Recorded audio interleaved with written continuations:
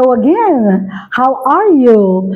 My fascinating Renaissance ladies and gentlemen. This is again your, um, your life coach, your fellow sojourner in the autumn of our life, Miss Malu Cervantes.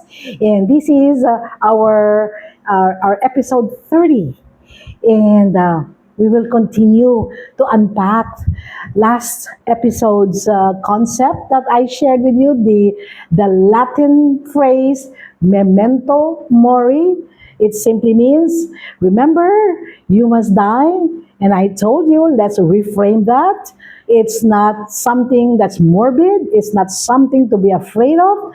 It is something to nudge us to really live life, in the fullest sense, so that we will have no regrets because everybody, will die someday.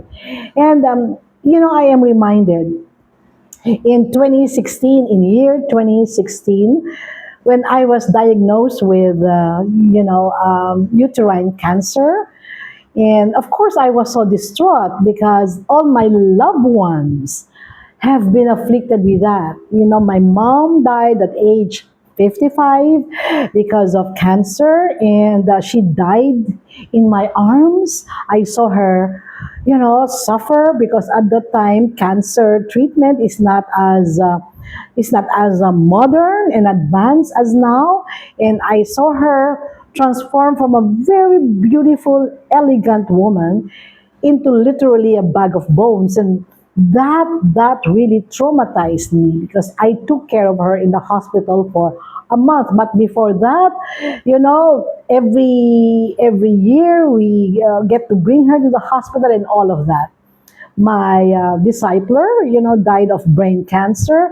My friends, they all went through this, and so it's very traumatic. And the pastor the pastor who have been taking care of us at that time in 2016 was also suffering from prostate cancer. And so when we were talking, I was telling him that, I'm sad and all of that. But you see, this man, by the way, good news, he has, he experienced remission. So he's okay now. He's really okay now.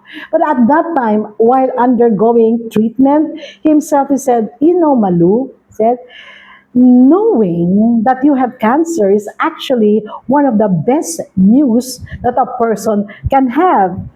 And I really looked at him, stared at him with wide eyes and said, what? Having cancer is one of the best things that could happen to a person. I said, yes. Why? You tell me why. And he said, look, some people just die suddenly and they leave their families devastated. But if you know that you have so long to live, you can put your house in order. And what do you mean, Miss Malu, putting your house in order? It's not building a house, okay?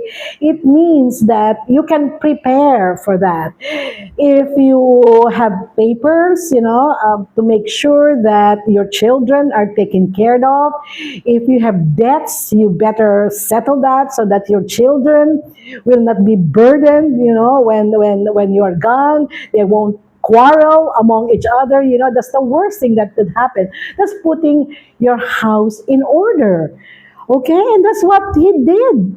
His kids are all grown up.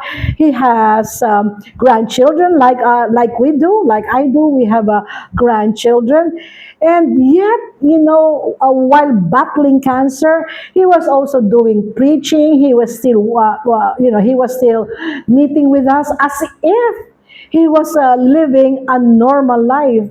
And that was very, very inspiring for me. Of course, good news.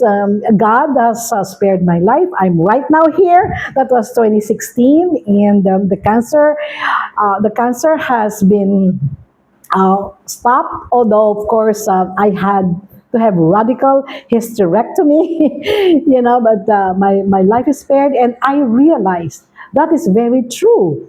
That when you know that anything can happen to to you, right? And everything depends on God's grace and God's love. It is our duty to put our house in order. And from then on, the seeds for this YouTube, my season of life, the seeds were planted then because I want to give a legacy. At the same time, I want to design and experience the good life, what it means to me, of course, because the good life is different from everybody. Okay, so you have to decide for yourself what the good life means to you, and endeavor to create the environment and the situations and the events to make that happen.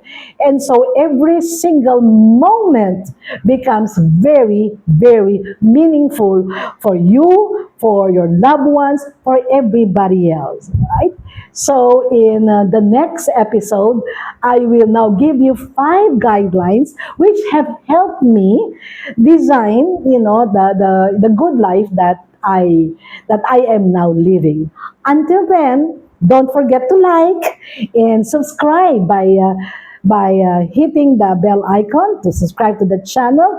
And I will see you in the next episode. This is Malu Cervantes, your friend, your life coach, and your fellow sojourner saying goodbye.